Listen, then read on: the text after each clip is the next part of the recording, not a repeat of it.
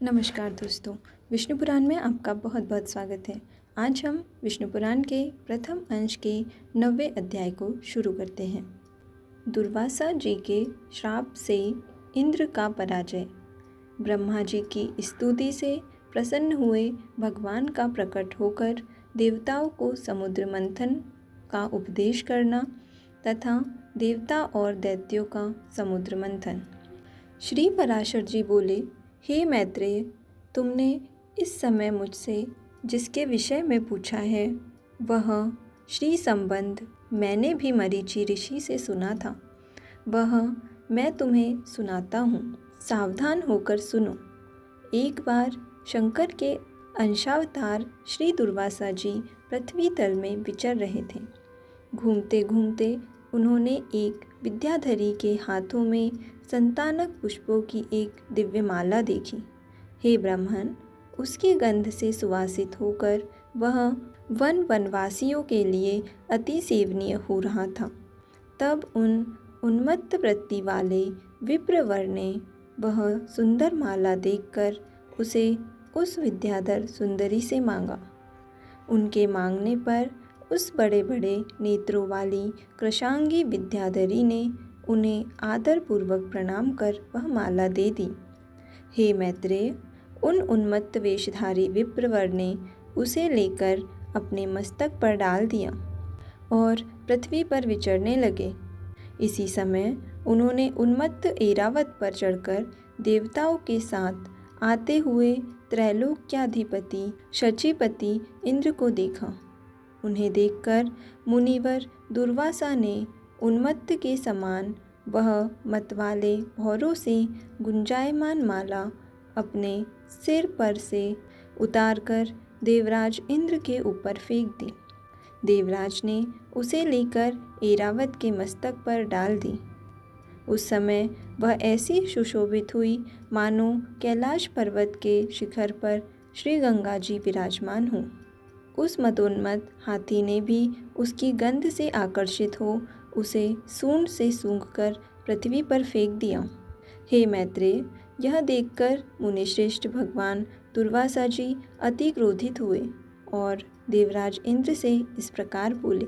दुर्वासा जी ने कहा, अरे ऐश्वर्य के मत से दूषित चित्त इंद्र, तू बड़ा ढीठ है। तूने मेरी दी हुई संपूर्ण शोभा की धाम माला का कुछ भी आदर नहीं किया। अरे, तूने न तो प्रणाम करके बड़ी कृपा की, ऐसा ही कहा, और न हर्ष से प्रसन्न वदन होकर उसे अपने सिर पर ही रखा। रे मूढ़, तूने मेरी दी हुई माला का कुछ भी मूल्य नहीं किया, इसलिए तेरा त्रिलोकी का वैभव नष्ट हो जाएगा।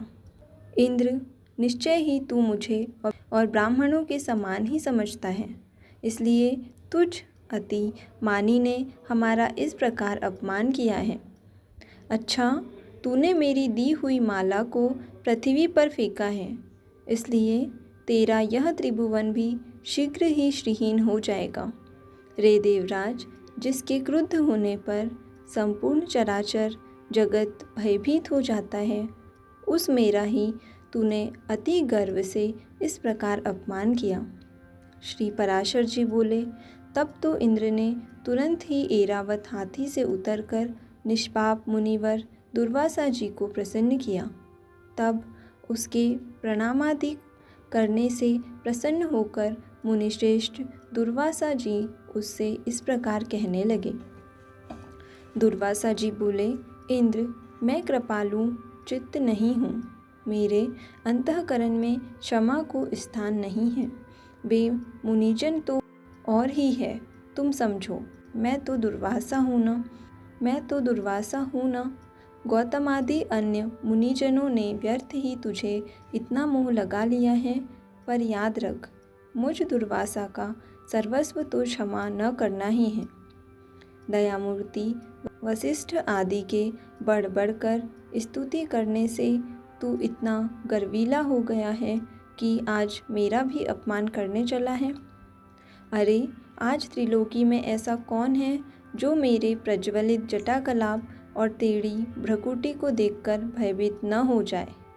रे शतक्रतु, तू बारंबार अनुनय विनय करने का ढोंग क्यों करता है? तेरे इस कहने सुनने से क्या होगा? मैं क्षमा नहीं कर सकता।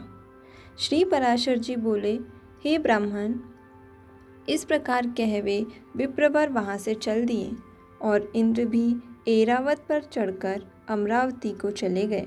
हे मैत्रेय, तभी से इंद्र के सहित तीनों लोग वृक्ष लता आदि के क्षीण हो जाने से श्रीहीन और नष्ट भ्रष्ट होने लगे। तब से यज्ञों का होना बंद हो गया।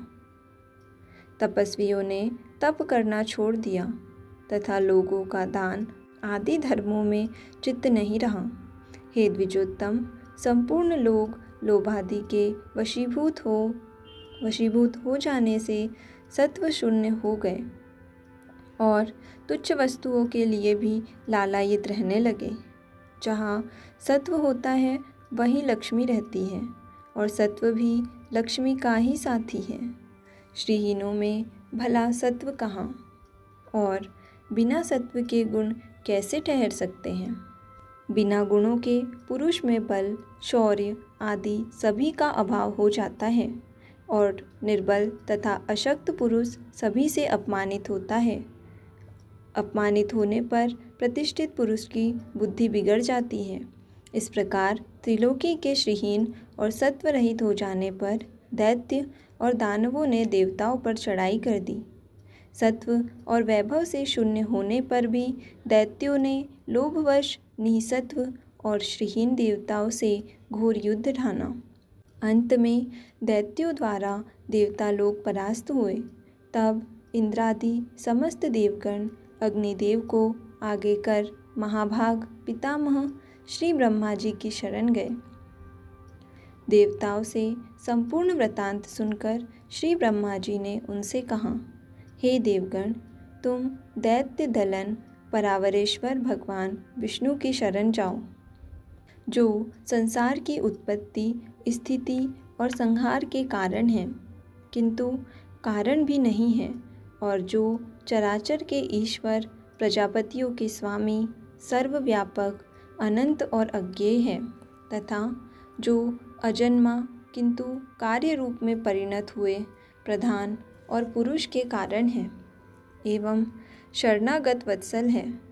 वे अवश्य तुम्हारा मंगल करेंगे। श्री पराशर जी बोले, हे मैत्रेय, संपूर्ण देवगणों से इस प्रकार कह लोक पितामह श्री ब्रह्मा जी भी उनके साथ क्षीर सागर के उत्तरी तट पर गए। वहां पहुंचकर पितामह ब्रह्मा जी ने समस्त देवताओं के साथ परावरनाथ श्री विष्णु भगवान की अति मंगलमय वाक्यों से स्तुति की। ब्रह्मा जी कहने लगे, जो समस्त अणुओं से भी अणु और पृथ्वी आदि समस्त गुरुओं से भी गुरु है, उन निखिल लोक विश्राम पृथ्वी के आधार स्वरूप अप्रकाश्य, अभेद्य, सर्वरूप, सर्वेश्वर, अनंत, अज, अव्यय नारायण को मैं नमस्कार करता हूँ।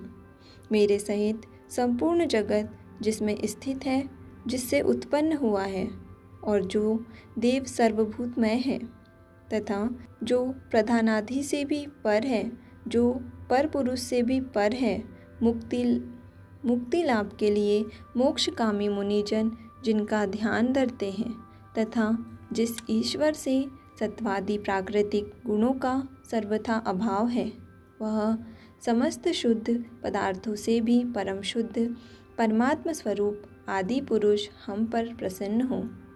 जिस शुद्ध स्वरूप भगवान की शक्ति, कला, काष्ठा और मुहूर्त आदि काल क्रम का विषय नहीं है, वे भगवान विष्णु हम पर प्रसन्न हो।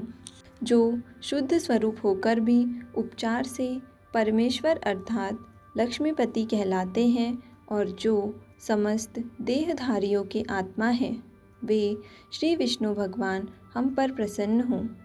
जो कारण और कार्य रूप है तथा कारण के भी कारण और कार्य के भी कार्य है, वे श्री हरि हम पर प्रसन्न हों। जो कार्य के कार्य का भी कार्य है, उसके कार्य का भी कार्य जो स्वयं है, और जो उसके कार्य का भी कार्यभूत है, उसे हम प्रणाम करते हैं। तथा जो जगत के कारण ब्रह्मादि का कारण और उसके कारण के कारणों का भी हेतु है, उस परमेश्वर को हम प्रणाम करते हैं, जो भोक्ता और भोग्य, सृष्टा और सृज्य तथा कर्ता और कार्य रूप स्वयं ही है। उस परम पद को हम प्रणाम करते हैं, जो विशुद्ध बोध स्वरूप, नित्य, अजन्मा, अक्षय, अव्यय, अव्यक्त और अविकारी है। वही विष्णु का परम पद है, जो न स्थूल है, न सूक्ष्म और न किसी अन्य विशेषण का विषय है। वही भगवान विष्णु का नित्य निर्मल परम पद है। हम उसको प्रणाम करते हैं, जिसके अयुतांश के अयुतांश में यह विश्व रचना की शक्ति स्थित है, तथा जो पर ब्रह्म स्वरूप है, उस अव्यय को हम प्रणाम करते हैं। नित्य युक्त योगी गण अपने पुण्य पाप आदि का क्षय हो जाने पर ओमकार द्वारा चिंतनीय जिस अविनाशी पद का साक्षात्कार करते हैं, वही भगवान विष्णु का परम पद है, जिसको देवगण, मुनिगण, शंकर और मैं कोई भी नहीं जान सकते। वही परमेश्वर श्री विष्णु का परम पद है।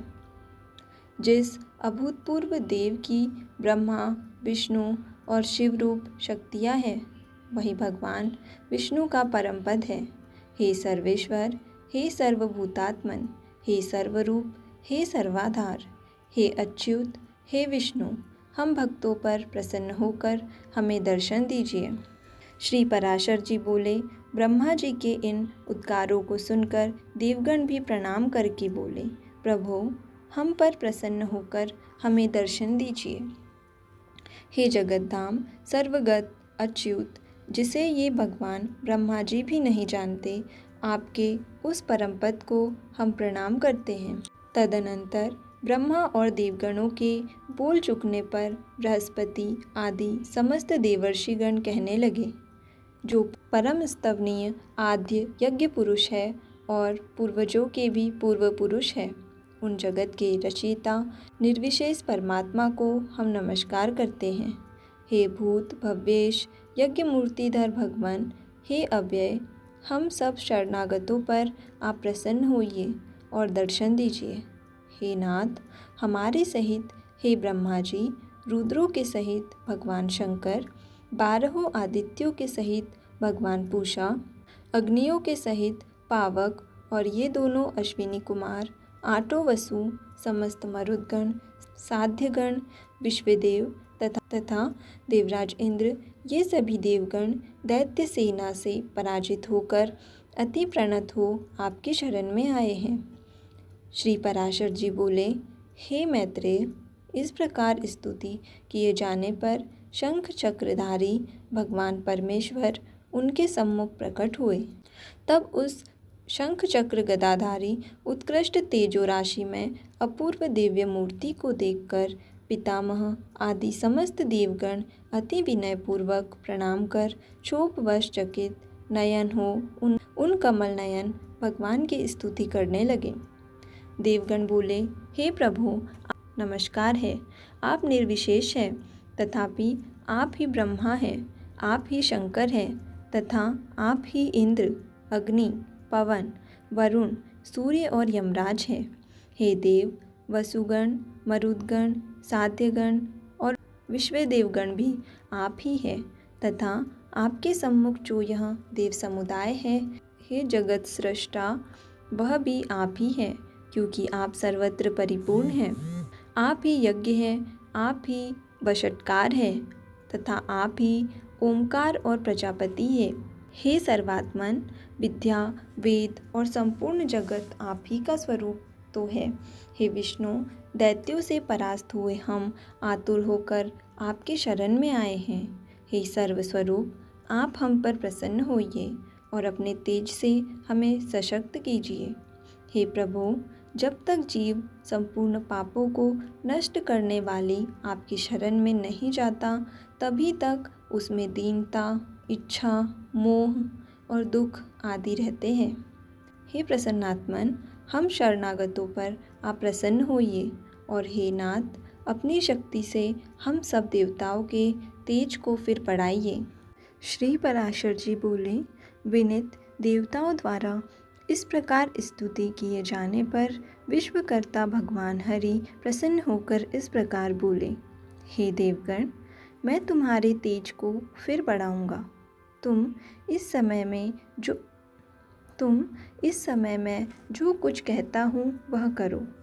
तुम दैत्यों के साथ संपूर्ण औषधियाँ लाकर अमृत के लिए क्षीर सागर में डालो और मंदराचल को मथानी तथा वासुकी नाग को नेति बनाकर उसे दैत्य और दानवों के सहित मेरी सहायता से मथ कर अमृत निकालो।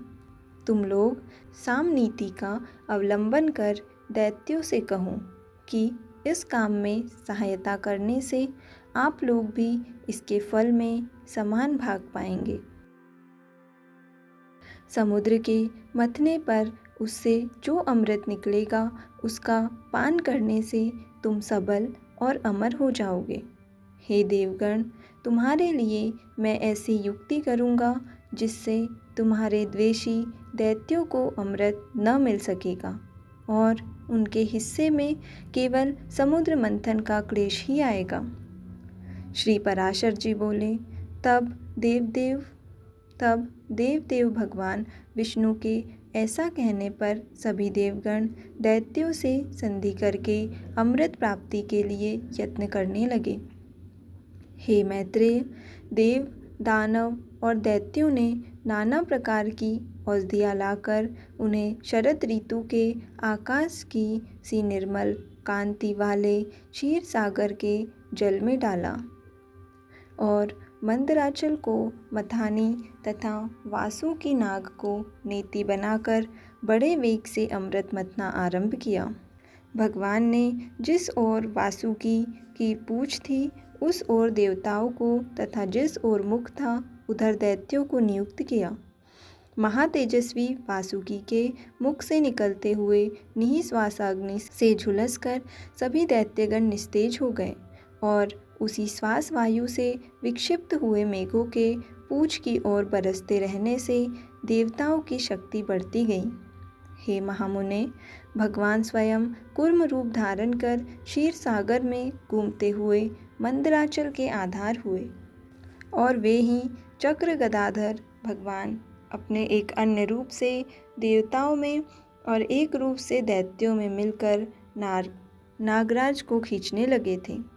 तथा हे मैत्रेय, एक अन्य विशाल रूप से जो देवता और दैत्यों को दिखाई नहीं देता था, श्री केशव ने ऊपर से पर्वत को दबा रखा था। भगवान श्री हरि अपने तेज से नागराज वासुकी में बल का संचार करते थे और अपने अन्य तेज से वे देवताओं का बल बढ़ा रहे थे। इस प्रकार देवता और दानवों द्वारा क्षीर समुद्र के मथे जाने पर पहले हवि की आश्रय रूपा सुरपूजिता कामधेनु उत्पन्न हुई। हे महामुने, उस समय देव और दानवगण अति आनंदित हुए और उसकी ओर चित्त खींच जाने से उनकी टकटकी बंध गई। फिर स्वर्गलोक में यह क्या है, यह क्या है, इस प्रकार चिंता करते हुए सिद्धों के समक्ष मद से घूमते हुए नेत्रों वाली वारुणी देवी प्रकट हुई और पुनः मंथन करने पर उस क्षीर सागर से अपनी गंध से त्रिलोकी को सुगंधित करने वाला तथा सूर सुंदरियों का आनंदवर्धक कल्पवृक्ष उत्पन्न हुआ। हे मैत्रेय, तत्पश्चात क्षीर सागर से रूप और उदारता आदि गुणों से युक्त अति अद्भुत अप्सराएं प्रकट हुई। फिर चंद्रमा प्रकट हुआ जिसे महादेव जी ने ग्रहण कर लिया। इसी प्रकार क्षीर सागर से उत्पन्न हुए विष को नागों ने ग्रहण किया। फिर श्वेत वस्त्रधारी साक्षात भगवान धन्वंतरी जी अमृत से भरा कमंडलू लिए प्रकट हुए। हे मैत्रेय, उस समय मुनिगण के सहित समस्त दैत्य और दानवगण स्वस्थ चित्त होकर अति प्रसन्न हुए। उसके पश्चात विकसित कमल पर विराजमान स्फुट कांतिमयी श्री लक्ष्मी देवी हाथों में कमल पुष्प धारण किए क्षीर सागर से प्रकट हुई। उस समय महर्षिगण अति प्रसन्नतापूर्वक श्री सूक्त द्वारा इनकी उनकी स्तुति करने लगे तथा विश्वावसु आदि गंधर्वगण उनके सम्मुख गान और घृताची आदि अप्सराएं नृत्य करने लगी। उन्हें अपने जल से स्नान कराने के लिए गंगा आदि नदियाँ स्वयं उपस्थित हुई और दिग्गजों ने सुवर्ण कलशों में भरे हुए उनके निर्मल जल से सर्वलोक महेश्वरी श्री लक्ष्मी देवी को स्नान कराया। क्षीरसागर ने मूर्तिमान होकर उन्हें विकसित कमल पुष्पों की माला दी तथा विश्वकर्मा ने उनके अंग प्रत्यंग में विविध आभूषण पहनाए। इस प्रकार दिव्य माला और वस्त्र धारण कर, दिव्य जल से स्नान कर, दिव्य आभूषणों से विभूषित हो श्री लक्ष्मी जी संपूर्ण देवताओं के देखते देखते श्री विष्णु भगवान के वक्षः स्थल में विराजमान हुई। हे मैत्रेय, श्री हरि के वक्षः स्थल में विराजमान श्री लक्ष्मी जी का दर्शन कर देवताओं को अकस्मात अत्यंत प्रसन्नता प्राप्त हुई और हे महाभाग, लक्ष्मी जी से परित्यक्त होने के कारण भगवान विष्णु के विरोधी विप्रचित आदि दैत्यगण परम उद्विग्न हुए। तब उन महाबलवान दैत्यों ने श्री धन्वंतरी जी के हाथ से वह कमंडलू छीन लिया जिसमें अति उत्तम अमृत भरा हुआ था। अतः स्त्री रूपधारी भगवान विष्णु ने अपनी माया से दानवों को मोहित कर उनसे वह कमंडलू लेकर देवताओं को दे दिया। तब इंद्र आदि देवगण उस अमृत को पी गए। इससे दैत्य लोग अति तीखे खड्ग आदि शस्त्रों से सुसज्जित हो उनके ऊपर टूट पड़े, किंतु अमृत पान के कारण बलवान हुए देवताओं द्वारा मारी काटी जाकर दैत्यों की संपूर्ण सेना दिशा विदिशाओं में भाग गई और कुछ पाताल लोक में चली गई। फिर देवगण प्रसन्नतापूर्वक शंख चक्र गदाधारी भगवान को प्रणाम कर पहले ही के समान स्वर्ग का शासन करने लगे। हे मुनिश्रेष्ठ, उस समय से प्रखर तेजोयुक्त भगवान सूर्य अपने मार्ग से तथा अन्य तारागण भी अपने अपने मार्ग से चलने लगे। सुंदर दीप्तिशाली भगवान अग्निदेव अत्यंत प्रज्वलित हो उठे और उसी समय से समस्त प्राणियों की धर्म में प्रवृत्ति हो गई।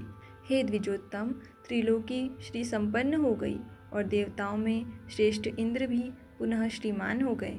तदनंतर इंद्र ने स्वर्गलोक में जाकर फिर से देवराज्य पर अधिकार पाया और राज सिंहासन पर आरूढ़ हो पद्महस्ता श्री लक्ष्मी जी की इस प्रकार स्तुति की। इंद्र बोले, संपूर्ण लोकों की जननी विकसित कमल के सदृश नेत्रों वाली भगवान विष्णु के वक्षस्थल में विराजमान कमलोद्भवा श्री लक्ष्मी देवी को मैं नमस्कार करता हूँ। कमल ही जिनका निवास स्थान है, कमल ही जिनके कर कमलों में सुशोभित है तथा कमल दल के समान ही जिनके नेत्र हैं, उन कमलमुखी कमलनाभ प्रिया श्री कमला देवी की मैं वंदना करता हूँ। हे देवी, तुम सिद्धि हो, स्वधा हो, स्वाहा हो, सुधा हो और त्रिलोकी को पवित्र करने वाली हो तथा तुम ही संध्या, रात्रि, प्रभा, विभूति, मेधा, श्रद्धा और सरस्वती हो। हे शोभने, यज्ञ विद्या, महाविद्या और गुह्य विद्या तुम ही हो तथा हे देवी, तुम ही मुक्ति फलदायिनी आत्मविद्या हो। हे देवी, आन्वीक्षिकी, वेदत्रयी, वार्ता और दंड नीति भी तुम ही हो। तुम ही ने अपने शांत और उग्र रूपों से यह समस्त संसार व्याप्त किया हुआ है। हे देवी, तुम्हारे बिना और ऐसी कौन स्त्री है जो देव भगवान गदाधर के योगी जन चिंतित सर्वयज्ञमय शरीर का आश्रय पा सके। हे देवी, तुम्हारे छोड़ देने पर संपूर्ण त्रिलोकी नष्ट प्राय हो गई थी। अब तुम्ही ने उसे पुनः जीवन दान दिया है। हे महाभागे, स्त्री, पुत्र, ग्रह, धन, धान्य तथा सुहृद ये सब सदा आप ही के दृष्टिपात से मनुष्यों को मिलते हैं। हे देवी, तुम्हारी कृपा दृष्टि के पात्र पुरुषों के लिए शारीरिक आरोग्य, ऐश्वर्य, शत्रु पक्ष का नाश और सुख आदि कुछ भी दुर्लभ नहीं है। तुम संपूर्ण लोकों की माता हो और देव भगवान हरि पिता है। हे मातः, तुमसे और श्री विष्णु भगवान से यह सकल चराचर जगत व्याप्त है। हे सर्व पावनी मातेश्वरी, हमारे कोश, गोष्ठ, ग्रह, भोग सामग्री, शरीर और स्त्री आदि को आप कभी न त्यागे, अर्थात इनमें भरपूर रहे। अयि विष्णु वक्षः स्थल निवासिनी, हमारे पुत्र, सूरज, पशु और भूषण आदि को आप कभी न छोड़े। हे अमले, जिन मनुष्यों को तुम छोड़ देती हो उन्हें सत्व, सत्य, शौच और शील आदि गुण भी शीघ्र ही त्याग देते हैं, और तुम्हारी कृपा दृष्टि होने पर तो गुणहीन पुरुष भी शीघ्र ही शील आदि संपूर्ण गुण और कुलीनता तथा ऐश्वर्य आदि से संपन्न हो जाते हैं। हे देवी, जिस पर तुम्हारी कृपा दृष्टि है वही प्रशंसनीय है, वही गुणी है, वही धन्य भाग्य है, वही कुलीन और बुद्धिमान है तथा वही शूरवीर और पराक्रमी है। हे विष्णु प्रिय, हे जगज्जननी, तुम जिससे विमुख हो उसके तो शील आदि सभी गुण तुरंत अवगुण रूप हो जाते हैं। हे देवी, तुम्हारे गुणों का वर्णन करने में तो श्री ब्रह्मा जी की रचना भी समर्थ नहीं है, फिर मैं क्या कर सकता हूँ। अतः हे कमल नयने, अब मुझ पर प्रसन्न हो और मुझे कभी न छोड़ो। श्री पराशर जी बोले, हे द्विज, इस प्रकार सम्यक स्तुति किए जाने वाले सर्वभूत स्थिता श्री लक्ष्मी जी सब देवताओं के सुनते हुए इंद्र से इस प्रकार बोली।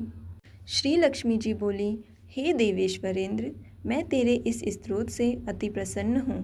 तुझको जो अभिष्ट हो वही वर मांग ले, मैं तुझे वर देने के लिए ही यहाँ आई हूँ।